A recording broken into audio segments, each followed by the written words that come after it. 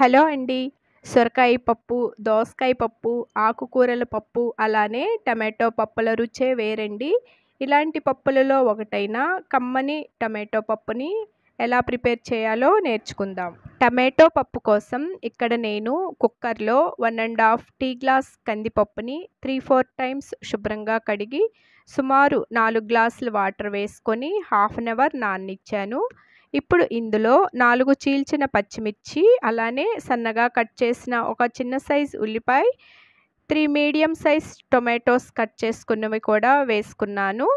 Next ఇందులోనే ఒక spoon పసుపు, ఒక స్పూన్ ఆయిల్ కూడా వేసుకొని కుక్కర్ మూత పెట్టి స్టవ్ ఆన్ చేయాలి. ఇక్కడ నేను నిమ్మకాయ సైజ్ అంత చింతపండు తీసుకొని శుభ్రంగా కడిగి ఇలా గిన్నెలో నానబెట్టాను. ఇప్పుడు కుక్కర్ విజిల్స్ 6, 7 వచ్చే వరకు ఉంచి స్టవ్ ఆఫ్ చేసి ప్రెషర్ అంతా పోయాక కుక్కర్ మూత తీసినట్లయితే పప్పు బాగా ఉడికింది చూడండి.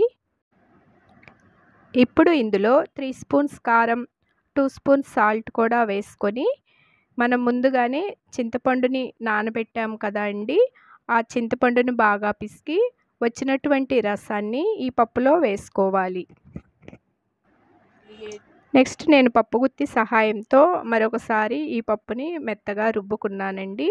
నెక్స్ట్ తాలింపు కోసం మరొక గిన్నె స్టవ్ మీద పెట్టుకొని 3 స్పూన్స్ ఆయిల్ వేసుకొని అది వేడయ్యాక ఇందులో 1 స్పూన్ తాలింపు గింజలు, 1 స్పూన్ జీలకర్ర, అలానే కొన్ని ఉల్లిపాయ ముక్కలు, నెక్స్ట్ 4 వెల్లుల్లి రెబ్బలు, తుంచిన 2 ఎండుమిరపకాయలు, ఫైనల్గా 4 కరివేపాకు రెబ్బలు కూడా వేసుకొని ఈ తాలింపు మొత్తం బాగా వేగనివ్వాలి. చూడండి తాలింపు వేగింది. ఇప్పుడు ముందుగా మనం రుబ్బుకున్నటువంటి పప్పుని వేసి 5 మినిట్స్ తాలింపుతో పాటు పప్పుని ఉడికించాలి. ఫైనల్గా కొంచెం కొత్తిమీర కూడా వేసుకొని స్టవ్ ఆఫ్ చేసి మూత పెట్టినట్లయితే కమ్మని రుచి అయిన టొమాటో పప్పు రెడీ.